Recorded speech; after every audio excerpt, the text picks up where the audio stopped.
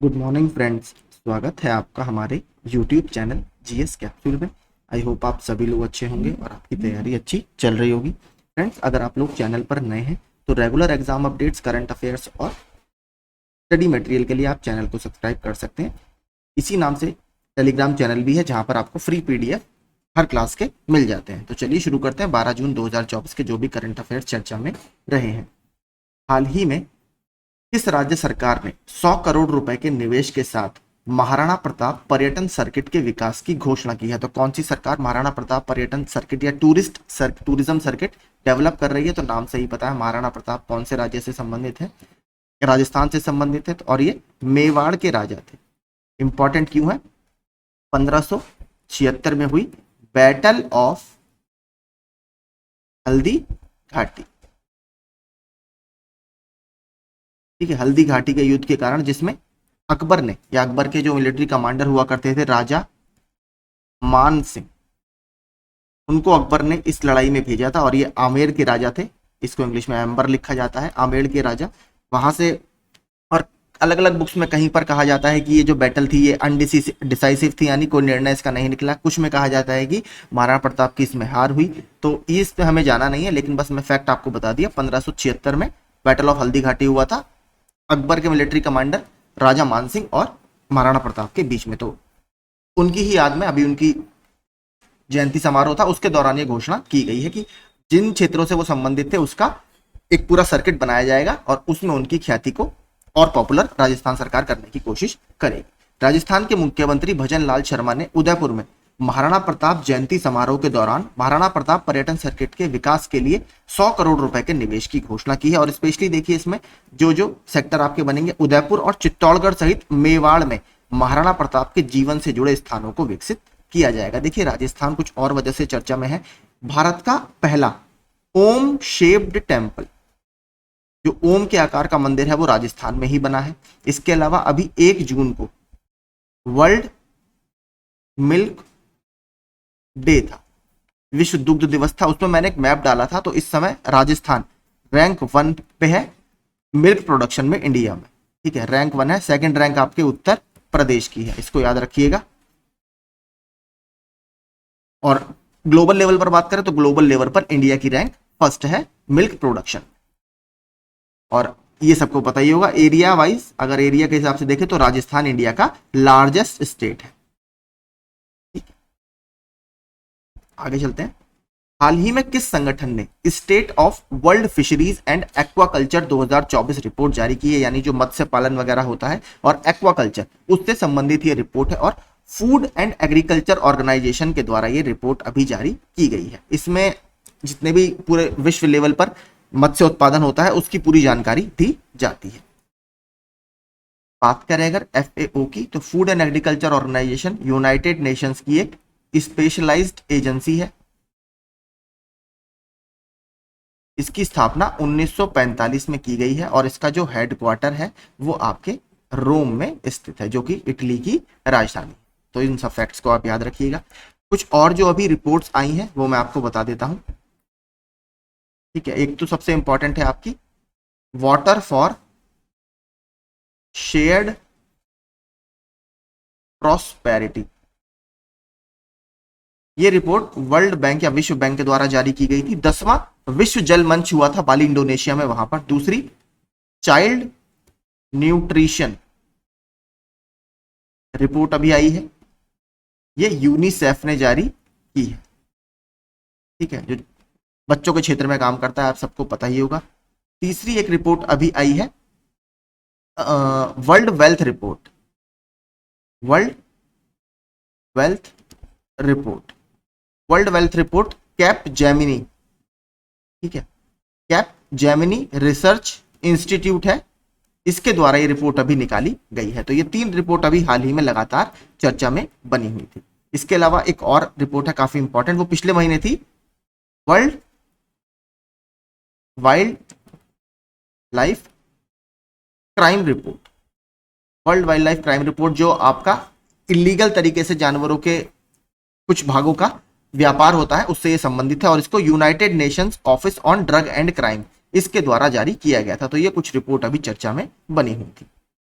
और एक और माफ कीजिए, पांचवें, ये काफी इंपॉर्टेंट है, state of the ocean report, यानी महासागरों की स्थिति रिपोर्ट। ये 8 जून को आपकी रिलीज की गई। 8 जून को क्या मनाया जाता है? विश्व महासागर दिवस मनाया जाता है। उस दिन ये रिलीज की गई थी, किसके द्वारा? यूनेस्को के द्वारा। ठीक है, यूनेस्को का एक विंग है IOC, इंटर गवर्नमेंटल ओशियनोग्राफिक कमीशन, वो इसको जारी करता है। और इस बार जो विश्व महासागर दिवस है उसकी थीम क्या रही है? अवेकन द डेप्थ, यानी गहराइयों को जागृत करें। आगे चलते हैं। हाल ही में किस संस्थान ने भारत में ड्रोन स्टार्टअप्स को बढ़ावा देने के लिए उड़ान कार्यक्रम शुरू किया है? देखिए हमारे लिए बहुत इंपॉर्टेंट है, क्योंकि उत्तर प्रदेश का ही IIT है, IIT कानपुर, जिन्होंने अभी ड्रोन स्टार्टअप्स को बढ़ावा देने के लिए उड़ान कार्यक्रम शुरू किया है। देख लेते हैं थोड़ा सा। IIT कानपुर के startup incubation and innovation centre SIIC ने उड़ान कार्यक्रम शुरू किया है, जिसका उद्देश्य भारत में ड्रोन स्टार्टअप्स को बढ़ावा देना है। उड़ान SIIC drone centre of excellence Kanpur और ड्रोन फेडरेशन ऑफ इंडिया के बीच एक सहयोग है, जो गहन त्वरण के लिए सालाना 20 स्टार्टअप का चयन करता है। तो इसके अलावा देखिए कुछ और जो IITs अभी चर्चा में रहे हैं वो मैंने डाला है। DRDO उद्योग अकादमिक उत्कृष्टता केंद्र, तो DRDO और IIT कानपुर ने मिलकर IIT कानपुर के कैंपस में यह एस्टेब्लिश किया है। भारत का पहला क्वांटम डायमंड माइक्रोचिप इमेजर विकसित करने के लिए साझेदारी की गई है, किस किस के बीच में? TCS और IIT बॉम्बे के बीच में। सशस्त्र सेना चिकित्सा सेवा यानी आर्म्ड फोर्सेस मेडिकल सर्विसेज ने अनुसंधान और प्रशिक्षण पर सहयोग करने के लिए कौन से IIT के साथ समझौता किया है? IIT हैदराबाद। देखिए इससे पहले armed forces medical services IIT Kanpur के साथ भी एक समझौता कर चुका है। उसमें यह कहा गया था जो दुर्गम इलाके में हमारे सैनिक रहते हैं उनके लिए हेल्थ फैसिलिटीज डेवलप करने के लिए, या उस दुर्गम इलाके में कैसे स्वास्थ्य सेवाएं बेहतर की जाए, उसके लिए एक समझौता IIT कानपुर के साथ किया था आर्म फोर्सेस चिकित्सा सेवा या सशस्त्र सेना चिकित्सा सेवा। इसके अलावा एक और IIT अभी चर्चा में है, IIT धारवाड़। ठीक है, IIT धारवाड़ ने अभी एक फायर प्रिवेंशन यानी आग से बचने के लिए ड्रोन विकसित किया है, तो यह भी आप याद रखिएगा, IIT धारवाड़। हाल ही में 2025-26 के कार्यकाल के लिए यूनाइटेड नेशंस सिक्योरिटी काउंसिल के गैर स्थायी सदस्य के रूप में कौन कौन से देश चुने गए? तो इसमें देखिए पाकिस्तान, सोमालिया, डेनमार्क, ग्रीस और पनामा को चुना गया। बात करें देखिए यूनाइटेड नेशंस की, तो यूनाइटेड नेशंस आप सबको पता है 24 अक्टूबर 1945 को इसकी स्थापना की गई थी। यूनाइटेड नेशंस सिक्योरिटी काउंसिल सबसे इंपॉर्टेंट इसकी बॉडी है और इसको बोला जाता है एनफोर्समेंट विंग ऑफ UN। ठीक है, एनफोर्समेंट विंग ऑफ UN इसको बोला जाता है। इनिशियली जब ये बना था तब इसके 11 मेंबर थे, लेकिन 1965 में इन मेंबर्स को बढ़ाकर 15 कर दिया गया। 15 मेंबर्स का जो क्लासिफिकेशन होता है वो भी आपको बता देता हूं। 5 होते हैं इसके परमानेंट मेंबर्स, जिनके पास आप सबको पता है वीटो पावर होती है। कौन कौन है? चाइना है, USA है, UK है, रशिया है और आपका फ्रांस है। ये इसके परमानेंट मेंबर्स है 5। बाकी जो 10 नॉन परमानेंट मेंबर्स होते हैं जिसकी बात इस प्रश्न में की गई है, ये आपके 2 साल के लिए, ठीक है, 2 साल के लिए चुना जाता है इनको और लगभग 2/3 मतों से इन्हें ये चुना जाता है।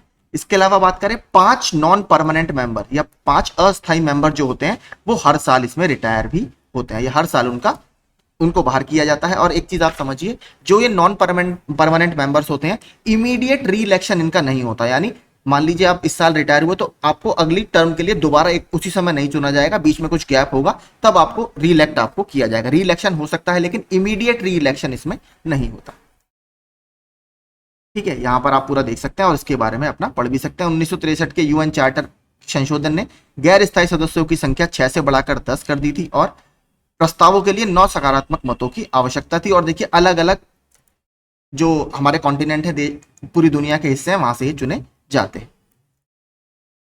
हाल ही में जारी कंटेनर पोर्ट प्रदर्शन सूचकांक 2024 में किस बंदरगाह ने 19वां स्थान प्राप्त किया है? तो टॉप 20 में शामिल एकमात्र भारतीय बंदरगाह है। अभी तक देखिए जो उसमें रैंक टॉप आती थी वो आती थी मुंद्रा बंदरगाह की, जो गुजरात में उपस्थित एक बंदरगाह है। ठीक है, कंटेनर पोर्ट है, बहुत जबरदस्त ये, लेकिन इस बार विशाखापट्टनम ने इसको पछाड़ दिया और विशाखापट्टनम बंदरगाह इसमें 19वें स्थान पर आ गया है। अगर बात करें रैंक 1 की, तो रैंक 1 है इसमें यांगशान। ठीक है, यांगशान पोर्ट है चाइना का, उसकी रैंक इसमें 1 है। सेकंड रैंक है आपकी सलालाह पोर्ट, सलालाह पोर्ट है ओमान में, इसकी रैंक इसमें सेकंड है। तो भारत में टॉप 20 में शामिल एकमात्र बंदरगाह आपका विशाखापट्टनम बंदरगाह है। नीचे इसके बारे में आप पूरा पढ़ सकते हैं। और सबसे इंपॉर्टेंट हमारे लिए क्या है, ये कौन जारी करता है इसको, विश्व बैंक और S&P ग्लोबल मार्केट इंटेलिजेंस द्वारा तैयार किया गया है। और मैंने नीचे डाल भी दिया है, देखिए कौन कौन से पोर्ट इसमें पहले नंबर पर है, यांगशान पोर्ट और सलालाह पोर्ट ओमान। इसके अलावा कुछ और जो पोर्ट अभी चर्चा में रहे हैं वो देख लेते हैं। मोंगला पोर्ट बांग्लादेश में चर्चा में है, बांग्लादेश का सेकंड लार्जेस्ट पोर्ट है। बांग्लादेश का लार्जेस्ट पोर्ट कौन सा है, चिट्टागोंग। दूसरा सितवे पोर्ट म्यांमार में, जो इंडिया पोर्ट्स ग्लोबल लिमिटेड है, इसको अभी म्यांमार पोर्ट को ऑपरेट करने का लाइसेंस मिला है। चाबहार पोर्ट ईरान में है, यहां पर 2 टर्मिनल्स हैं, एक है शाहिद बहेश्ती टर्मिनल और दूसरा है Shahid Kalantari terminal. Shahid बहेश्ती terminal को अभी ऑपरेट करने के लिए भारत को लाइसेंस मिला है, ये लगातार न्यूज में था। Vizhinjam port Kerala, Adani special ports economic zone limited इसको डेवलप कर रहा है केरल में, और ये भारत का पहला ट्रांसशिपमेंट हब होगा। ट्रांसशिपमेंट हब वो होते हैं जहां पर बड़े शिप से आप छोटे शिप में कार्गो को ट्रांसपोर्ट या शिप करते हैं। दार एस सलाम पोर्ट, ये तंजानिया में उपस्थित एक पोर्ट है, इसको भी Adani port special economic zone limited ने 30 साल के लिए ऑपरेटिंग लाइसेंस इसका हासिल किया है। तो ये कुछ पोर्ट्स अभी चर्चा में थे। इसके अलावा बात करें अगर थोड़ी सी विशाखापट्टनम पोर्ट के बारे में, तो सबसे पहली बात, विशाखापट्टनम पोर्ट जो है आपका एक नेचुरल हार्बर है। ठीक है, प्राकृतिक हार्बर है और भारत का सबसे शानदार नेचुरल पोर्ट इसको माना जाता है। दूसरा फैक्ट, इंडिया का डीपेस्ट पोर्ट है, यानी जो सबसे ज्यादा गहराई है वो इसी पोर्ट की आपको मिलेगी। सबसे इंपॉर्टेंट यहां से क्या एक्सपोर्ट होता है, ये आयरन ओर, ठीक है, लौह अयस्क को एक्सपोर्ट करता है स्पेशली जापान को, तो उसके लिए इस पोर्ट का यूज किया जाता है। ठीक है, तो यही कुछ इंपॉर्टेंट फैक्ट्स आपके विशाखापट्टनम पोर्ट से संबंधित है, आंध्र प्रदेश में स्थित है। लगातार तीसरे साल कैनेडियन ग्रैंड प्रिक्स किसने जीता है, तो बहुत शानदार आपके फॉर्मूला 1 ड्राइवर है मैक्स वर्स्टैपन ने लगातार तीसरे साल इसको जीता है। और कुछ देखते हैं अभी जो स्पोर्ट्स चर्चा में थे वो हमारे लिए बहुत इंपॉर्टेंट है। फ्रेंच ओपन अभी हाल ही में समाप्त हुआ है। मेन सिंगल्स में कार्लोस अल्काराज ने इसको जीता है, स्पेन के प्लेयर हैं और यंगेस्ट प्लेयर बन गए हैं जिन्होंने इसको ये वाला टूर्नामेंट जीता है मेल कैटेगरी में। वुमेन सिंगल्स किसने जीता, ईगा स्वेटेक ने जीता, ये पोलैंड की प्लेयर है, तो इन दोनों के द्वारा ये इवेंट जीते गए हैं। लोकसभा चुनाव जीतने वाली सबसे कम उम्र की आदिवासी महिला कौन बनी है, तो कर्नाटक से एक सांसद इस बार विजयी होकर आई है, नाम है प्रियंका जरी खोली जी। इनके बारे में थोड़ा सा देख लेते हैं। कांग्रेस उम्मीदवार और मंत्री सतीश जरीखोली की बेटी प्रियंका जरीखोली ने चिक्कोडी से मौजूदा सांसद और भाजपा नेता अन्ना साहब जोले को हरा दिया है। तो चिक्कोडी से ये सांसद हैं। चिक्कोडी से प्रियंका जरीखोली आजादी के बाद से कर्नाटक में अनारक्षित सीट से संसद में प्रवेश लेने वाली सबसे कम उम्र की आदिवासी महिला बन गई है, तो ये इंपॉर्टेंट है।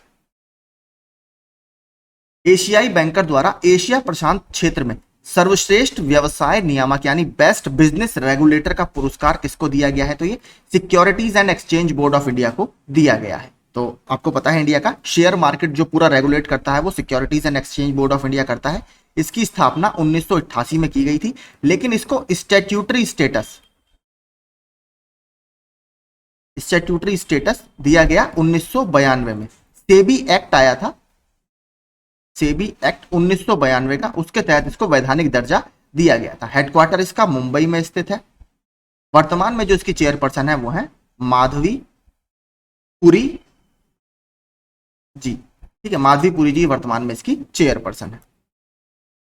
और हाँ, सेबी एक वजह से और चर्चा में था। सेबी ने अभी एक पोर्टल भी लॉन्च किया था, एक ऐप लॉन्च की थी सारथी 2.0। ठीक है, सारथी 2.0 जो मोबाइल ऐप है वो सेबी के द्वारा ही लॉन्च की गई थी।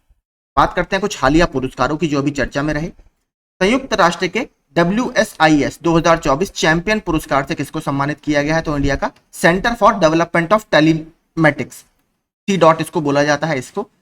गुडलेप्पा हल्लीकेरी पुरस्कार 2024 सिद्धलिंग पट्टाशेट्टी को। हिंदी साहित्य भारती पुरस्कार कृष्ण प्रकाश जी को। EY world entrepreneur of the year 2024 Vilian Subbaiah ji को। ये बहुत इंपॉर्टेंट है। विश्व स्वास्थ्य संगठन द्वारा 2024 के लिए स्वास्थ्य संवर्धन के लिए प्रतिष्ठित नेल्सन मंडेला पुरस्कार, तो ये राष्ट्रीय मानसिक स्वास्थ्य और तंत्रिका विज्ञान संस्थान निमहंस, ये बेंगलुरु का एक संस्थान है, इसको ये मिला है। National institute for mental health and neuro sciences, UN military gender advocate of the year award, ये मेजर राधिका सेन जी को दिया गया है। दूसरी महिला बनी है इंडिया से जिनको ये अवार्ड मिला है। भारतीय नौसेना की पहली महिला हेलीकॉप्टर पायलट कौन बनी है, तो ये मैंने टेलीग्राम में भी डाला था, अनामिका बी राजीव जी इंडियन नेवी की पहली महिला हेलीकॉप्टर पायलट बनी है। इसके अलावा देखिए ये प्रथम है, तो कुछ और प्रथम या फर्स्ट इन न्यूज हम देख लेते हैं जो अभी चर्चा में बने हुए। फर्स्ट 100% बायोडिग्रेडेबल पेन जिसका नाम है देखिए नोट, तो ये भारत के एक एंटरप्रेन्योर है, उन्होंने बनाया है। नोट की फुल फॉर्म है नो ऑफेंस टू अर्थ। दुनिया का पहला वुडन सैटेलाइट यानी लकड़ी से बना सैटेलाइट नाम है लिग्नोसैट, किसने डेवलप किया है, जापान ने। तो एक लकड़ी आती है मैग्नोलिया, ठीक है, मैग्नोलिया की लकड़ी से ये बनाया गया। First South American nation to adopt UPI, तो पहला दक्षिण अमेरिकी देश कौन बन गया है जो यूपीआई सेवाओं को अडॉप्ट करेगा, वो है Peru. First international airport to get zero waste to landfill tag, तो देखिए कन्फेडरेशन ऑफ इंडियन इंडस्ट्री द्वारा ये टैग दिया जाता है उन एयरपोर्ट्स को जिनका सॉलिड वेस्ट मैनेजमेंट बहुत अच्छा रहता है, तो तिरुवनंतपुरम केरल के एयरपोर्ट को ये दिया गया है। दुनिया की पहली 6G डिवाइस का प्रोटोटाइप अभी टेस्ट किया गया है, कौन सी कंट्री ने, जापान ने। First women PM of Congo, तो डेमोक्रेटिक रिपब्लिक ऑफ कॉन्गो की, डीआरसी होगा ये, माफ कीजिए, डेमोक्रेटिक रिपब्लिक ऑफ कॉन्गो की जूडिथ सुमिनवा तलुका बनी है। First women high commissioner of UK to India, तो यूनाइटेड किंगडम की पहली महिला राजदूत भारत में कौन बनी है, लिंडी कैमरन।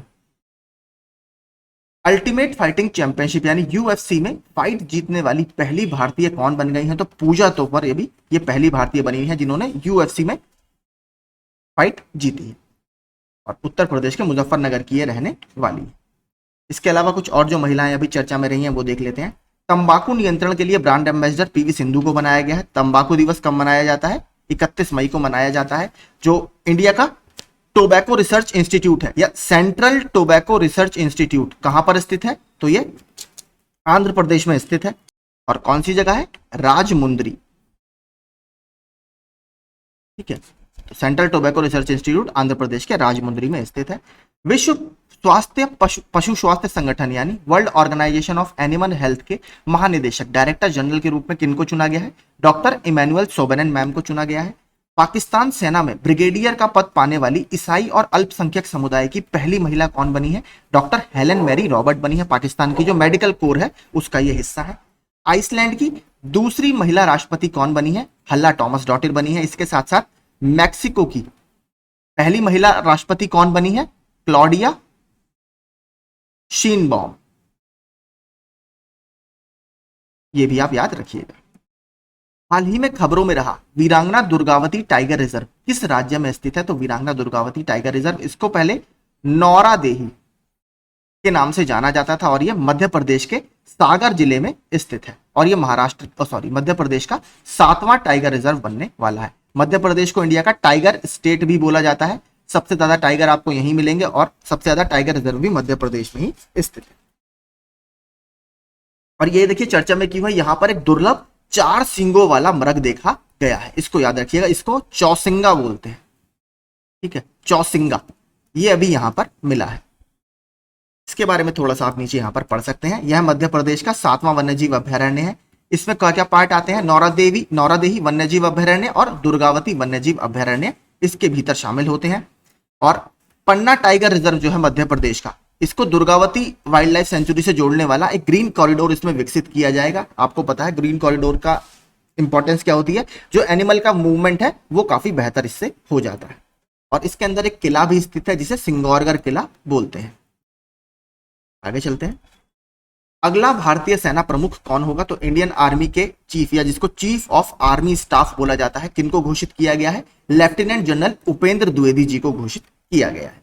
और आपको पता होगा मैंने तीसरा जो ऑप्शन डाला है डी के त्रिपाठी सर, ये अभी इंडियन नेवी के चीफ बने थे, दिनेश कुमार त्रिपाठी सर। तो नरेंद्र मोदी के नेतृत्व वाली केंद्र सरकार ने मंगलवार को लेफ्टिनेंट जनरल उपेंद्र द्विवेदी को अगला सेना प्रमुख COAS यानी चीफ ऑफ आर्मी स्टाफ घोषित कर दिया है। किसका स्थान लेंगे, सेना प्रमुख जनरल मनोज पांडे सर का यह स्थान लेंगे।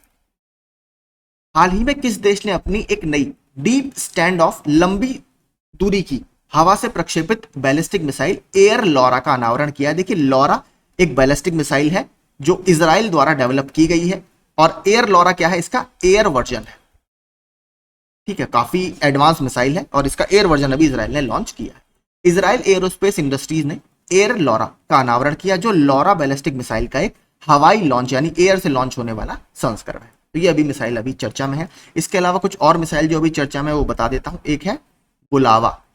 बुलावा मिसाइल आपकी रशिया की न्यूक्लियर कैपेबल मिसाइल है। मिनटमैन 3, ठीक है, मिनटमैन 3 ये आपकी यूएसए की मिसाइल है। SM-6 ये भी आपकी यूएसए की मिसाइल है, इसको याद रखिएगा। तो ये कुछ मिसाइल अभी हाल ही में चर्चा में थी। तो यही हमारे आज के करंट अफेयर्स थे। आपको सेशन अच्छा लगा हो, यूजफुल लगा हो तो प्लीज चैनल को सब्सक्राइब कर दीजिएगा। इसका PDF आपको हमेशा की तरह मेरे टेलीग्राम ग्रुप में मिल जाएगा। धन्यवाद।